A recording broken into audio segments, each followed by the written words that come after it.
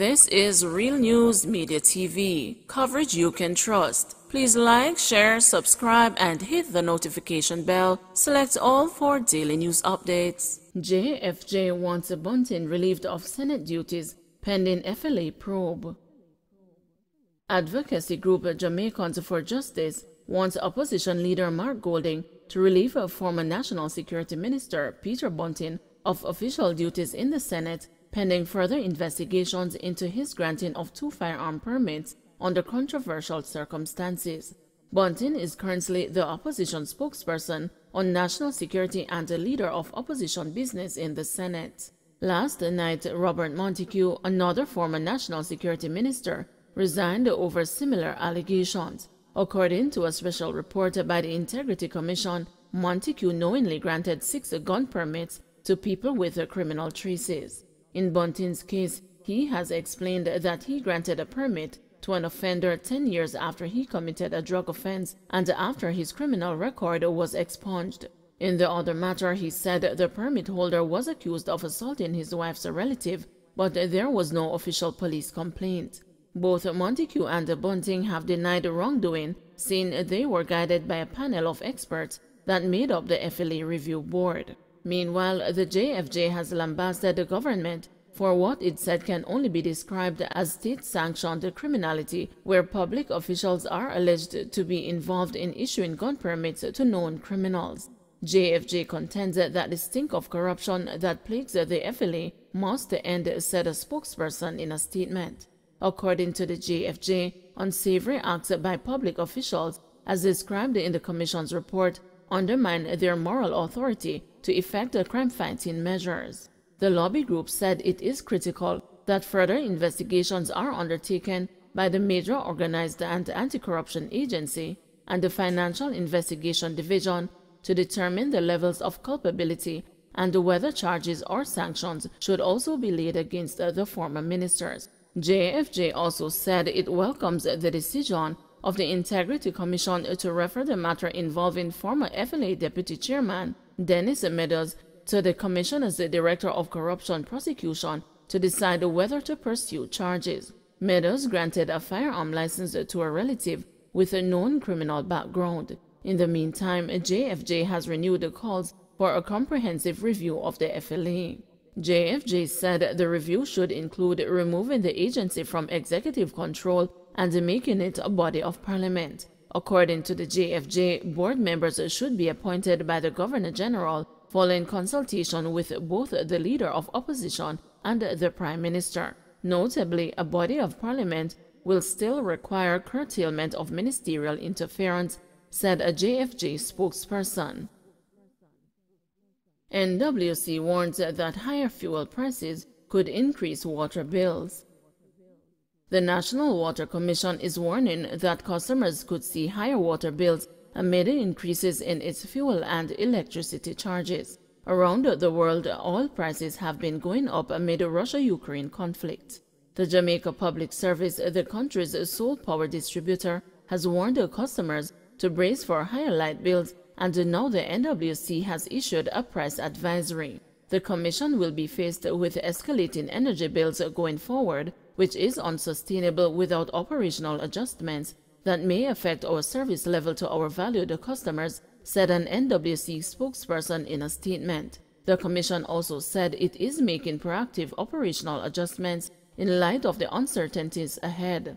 It said these adjustments would minimize any catastrophic financial impact the increase in energy costs could have on the already financially fragile NWC. In the meantime, the NWC is urging customers to conserve on water. From our end, the NWC is constantly working to improve the efficiency of its operations at every level. Our customers, whether residential or commercial, must practice effective conservative measures to prevent wastage and address leaks, said the spokesperson. The NWC said it is paying close attention to the global activities and will inform customers of any necessary changes in operational activities. The water provider operates more than 1,000 facilities island-wide, most of which are highly reliant on the energy supplied by the JPS. According to the Commission, energy costs accounted for approximately 30% of its overall collections.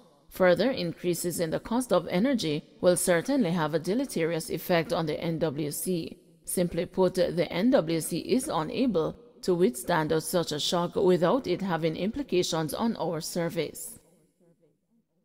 Kingston gardener charged with housebreaking for court March 23. A gardener accused of breaking into an apartment building on Pines Boulevard, Karachi in St. Andrew is to appear in the Kingston and St. Andrew Parish Court on March 23. 36-year-old Errol Michael, otherwise called Kevin, of Russell Road, Kingston 13, was charged by the Halfway Tree Police this week. The police say about 1 p.m. on Wednesday, Michael was spotted inside an apartment. A security response team was alerted and he was caught fleeing with a television set. He allegedly dropped the television set and ran, but was pursued and nabbed by the security forces. The police were alerted and Michael handed over to them. He was subsequently charged for the offenses of housebreaking, larceny, and malicious destruction of property. Spanish Town man charged with a fish vendor's murder. The Old Harbour Police in St. Catherine have now charged a man with last month's murder of a fish vendor at the Old Harbour Bay Fish Market. Patsy Coleman, 51, of Rasta Corner, Sandy Bay, Clarendon, was killed about 1:15 p.m. on February 15 as she left a sanitary convenience on the beach. The police say 30-year-old Corey Walters of Johnson Pen, Spanish Town, St. Catherine, was charged with the murder yesterday after he was questioned by detectives. After Coleman's murder, the attacker fired several shots at an approaching crowd and managed to escape. Walters' court date is being finalized. We are going after the money. Commissioner says the force will clamp down on ill-gotten gains.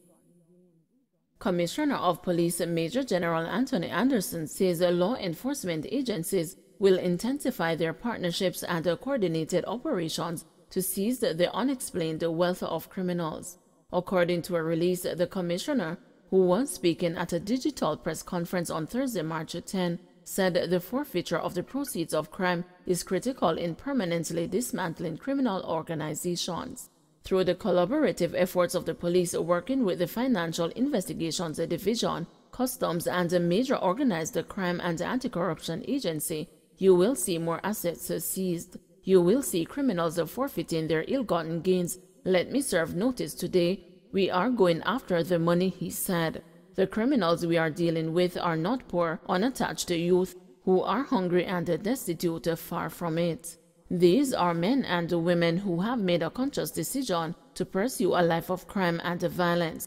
They are amassing considerable amounts of wealth and they are using that wealth to purchase guns, to hire gunmen, and to support gangs, he added.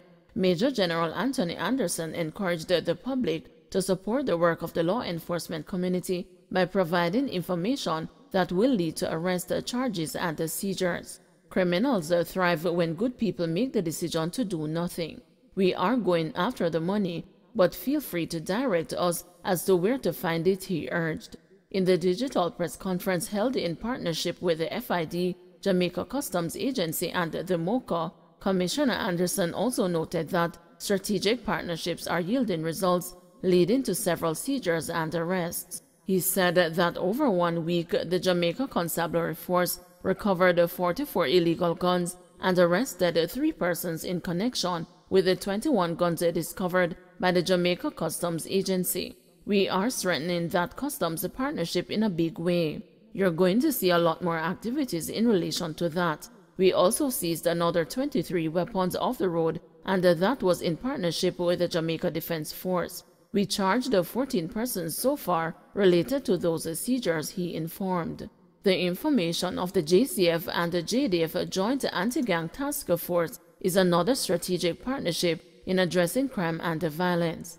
Meanwhile, the police commissioner pointed out that gangs thrive because of the broader support systems that they rely upon, and as such, law enforcement will be going after the relatives, friends, and associates who assist the criminals in their activities. The girlfriends and the mothers who collect the extortion money the school friends who register assets in their name, businesses that knowingly helped them launder money, the family members and friends who tried to clear the illegal weapons and ammunition.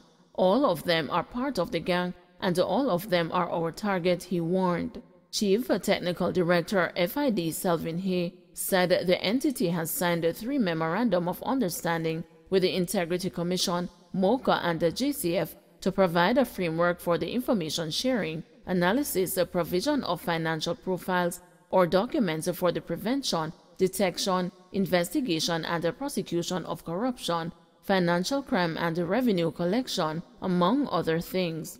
He said another agreement will be signed shortly. with the Jamaica Customs Agency. Don't forget to like, share, subscribe, and hit the notification bell. Select all for daily news updates.